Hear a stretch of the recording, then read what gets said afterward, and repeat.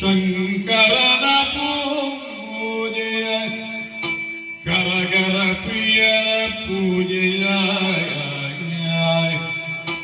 ವಿರಜಿತು ವಿರುದ ಮಳಲುಳು ಭರಿತಲಿಂಗವ ಮಾಡಿ ಕುಳಿತನು ನರ್ಮದಾ ತಟದಿ